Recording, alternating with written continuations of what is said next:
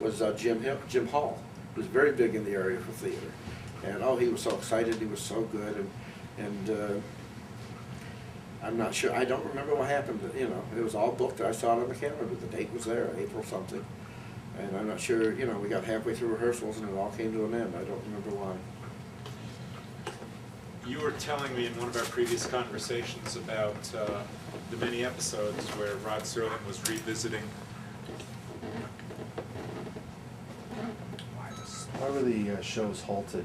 Oh. You said that they were halted. Why were they halted? I don't remember. Oh, okay. Because Carol gave us permission and Carol gave me personally the scripts. That's where, you know, the one loaner script you have is the original hand-typed, you know, script, not a Xerox of a Xerox of a Xerox. You know, it's the only, everything else Carol gave us script-wise were copies.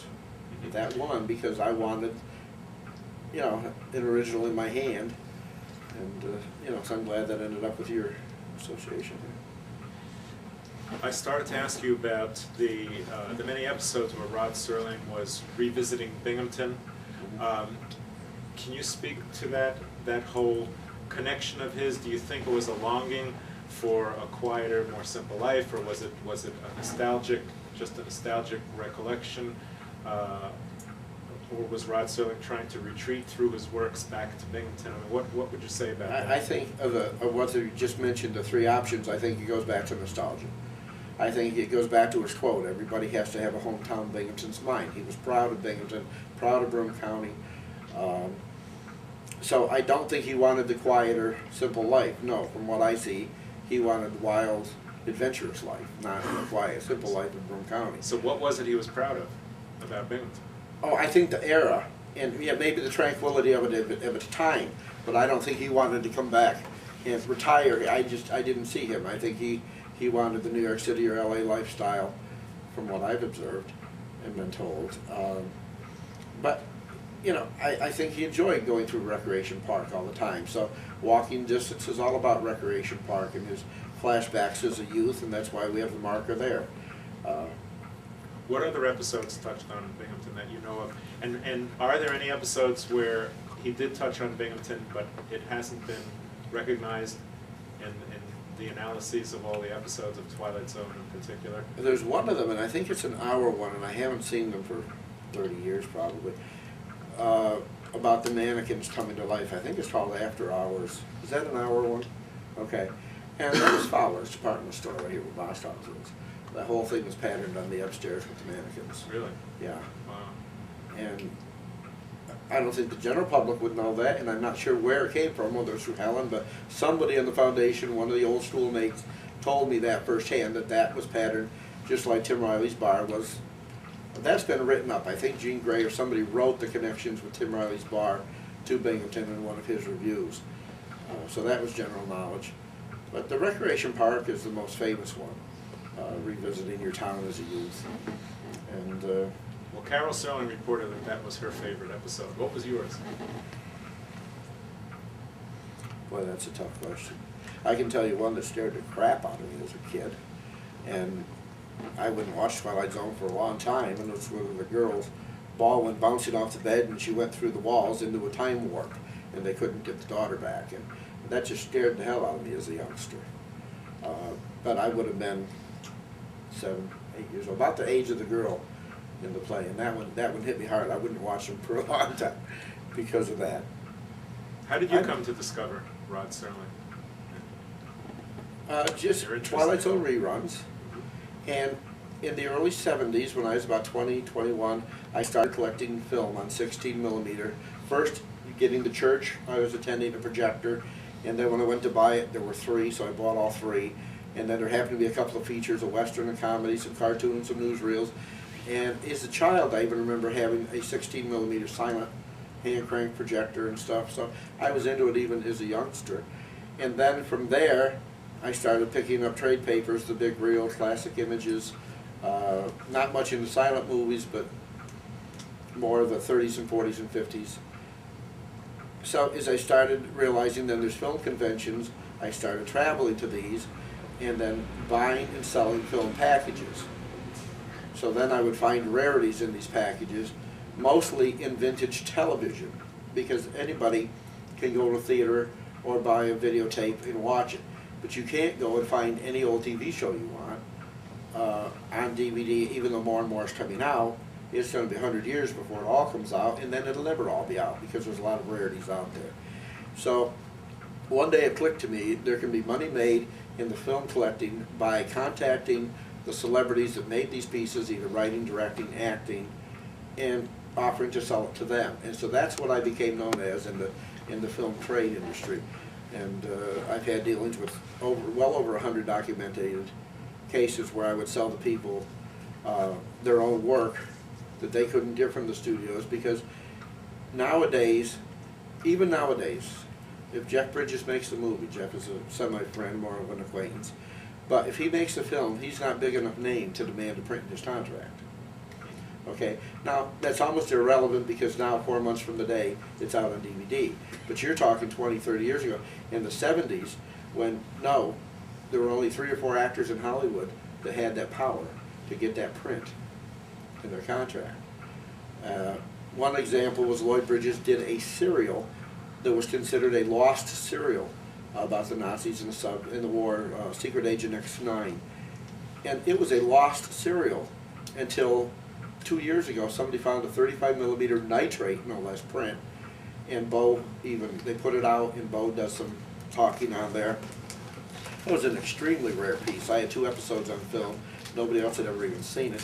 And even Jeff, with his clout, at $5 million plus a picture back in the 80s, could not get a copy of that serial out of Universal. He still didn't have that. You know, you got to be in the 20 million plus picture to put in your contract, I want this. So you can see where an Alan Alda, who did this pilot that he wrote and directed and starred in the 70s, wouldn't have it. And yet I bought it for $10 at a film show on the shelf. So I picked up the phone, called him, 2 days later I got the check. And so that's how I got to meet a lot of people I idolized. And a lot of them were real SOBs, and some are the most wonderful people in the world. And I was fortunate enough to meet Rod Serling. I was attending Broome Community College, 70 to 72.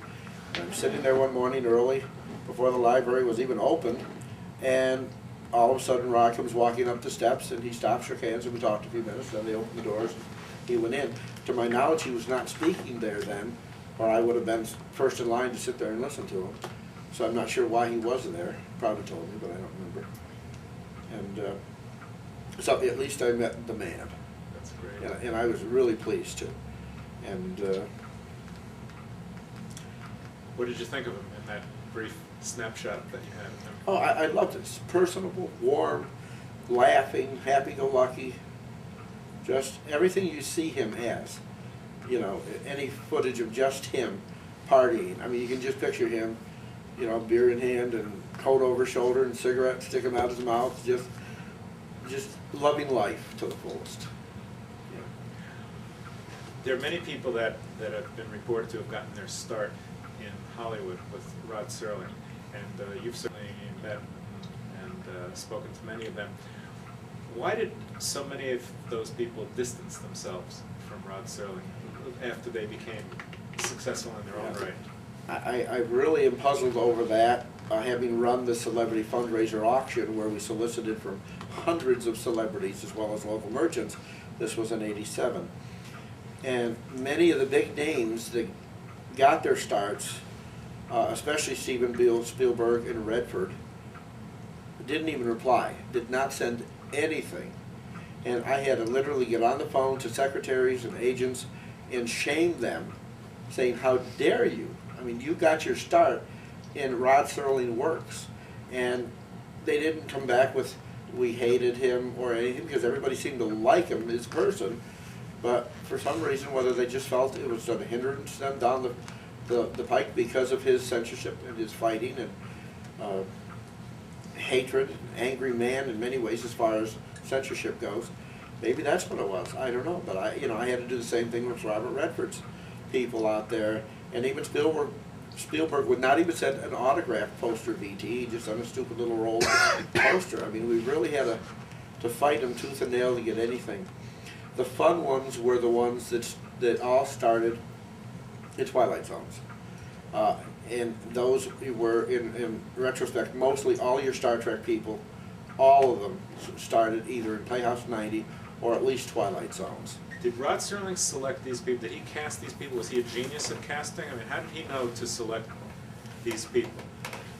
Were they outstanding before they became known, and he was able to discern their genius, or was it serendipitous? Yeah, the only one, I don't think he had much creative influence as far as who got the parts. The only one he did, and we know for a fact from the audio tape that you now have in your possession, is Earl Holliman. And he specifically, I think if I remember the tape, it's 20 years ago, listening to it, that Earl had done a Playhouse 90 or something live works of Rod's, and that he remembered him from there. And Earl tells it that I was cornered in the parking lot, on the studio lot, and Rod says, I just wrote this new science fiction pilot. I'd like you to play the lead role in it. And he says, I'm not interested in science fiction. I don't really want to do it. And he had to literally coax Mr. Holliman into taking that part. And then the story goes that when they were filming, there was no film of the camera one day, and he had such a bad cold, and you could see the difference in the footage from the raspiness of the voice and the different problems on set that are pure Twilight Zone, from what we think of as the Twilight Zone funny aspects. And so yes, I mean, he specifically wanted Earl Holliman for that role for whatever reason. I don't know, and Earl said he always wanted to work with him again and never did have a chance to. So, what was Rod Serling involved in the Twilight Zone episodes and the Loner episodes that he did not write? Was he considered an executive producer? Yes. A title and name, on the screen, it's all something consultant. Other ones he didn't write, I don't remember. I'd have to go home and view one again. But yes, even the ones he did not write, he had a little bit of credit on there, either writing consultant or which he wasn't. I mean, he withdrew completely, but maybe it was executive producer was William Dozier, who he had a fight with. But he is listed on each episode. It's created by, that's what it is, created by Rod Serling. Excuse me. And that is the extent of it on the ones he did not write. But who chose the episodes? Who chose the episodes that he didn't write? Who vetted them? I would imagine William Dozier, the executive producer that he fought with. Because Rod, Lloyd said he just walked off the set and that was it. He had nothing else to do with the series. So there's 11 episodes that he had nothing to do with. Of what? Twilight Zone? Loner. Of the Loner, right. In that one. Okay. As far as Twilight Zones go, I don't know who, I guess just they went after science fiction writers in particular. I used to know all their names, and they were all at the party in Hollywood at the Star, those that were live. I just don't recall them all now. And from what you know of Rod Serling's productions, I mean, he was so prolific. Was there any other TV writer that you know of so prolific? I mean, does he just stand alone? And will he always stand alone in that respect? I think so. I mean, I've watched a lot of vintage TV, probably more so than 99% of people in this country or in the world, and his works stand alone. I mean, you just see his thumbprint right on them. Offhand, if you like his work at all, that it's his style, and there's more to it. I got to watch this close. There's more to it than it's being presented to me. You couldn't just watch his works for enjoyment. If you knew anything about him, you had to study the piece and dig deeper, because there's always deeper meanings to his works. And how come the censors didn't interfere with Twilight Zone when Rod was blatant about stating that Martians could say things that humans could not? Oh, That's yeah. why he went to that genre. Were the censors just so dense, or did they not dare try to censor? I don't think they cared. Yeah, I don't think they cared about that format, censoring it, and it was big money. I mean, it was a well-received show. Look at the Emmys, and they knew there was going to be big dollar signs down the line. Obviously, somebody knew what was going on there. Unfortunately, Rod didn't capitalize on that. Yeah, and you had told us earlier about what Rod Serling received. Would you care to share that again with the audience? Because I think there is some misinformation out there, maybe Yeah. some revisionism. There definitely is. There's been 2 or 3 reports, but my reports came from Carol Serling herself when we were very heavily involved with the Start Hollywood project and the trying to organize the archives in Ithaca so she knew what was there.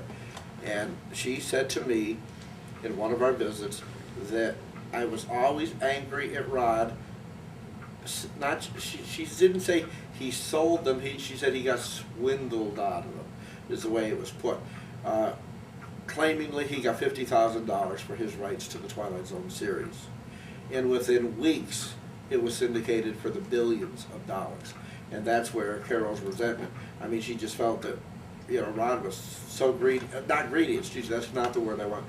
He was so in need of money at the time, he just felt he had to take that offer. That's what he was offered, and that's, you know, and why he didn't fight being a fighter, I don't know. Whether there was a pressing debt, I don't know, and I guess we never will. But something urged him to take that figure and roll with it. And you know, we've seen figures in the hundreds of thousands, and one report was for millions. Well, it obviously wasn't so. I mean, $50,000 for a show back then was probably a lot of money compared to some shows that weren't syndicated at all back then. And so I don't know, but I can see where the Serling family, you know, has to fight for some royalties, some creative control to get some money still coming in, because as she put it, he got swindled out of it. I mean, it was, you know, not dishonest, but not ethical either. I mean, knowing what they were going to do with these things for big money, they really took advantage of the man. So why, I don't know, but that's the figure I have to go with, because that's what I was told. And I'm pretty sure, according to my recollections, it was Carol herself. I would have had no other source for that information, unless it was Helen Foley, who got it firsthand from Rod. So one or the other, but I can almost picture sitting in the car at Ithaca College with Carol,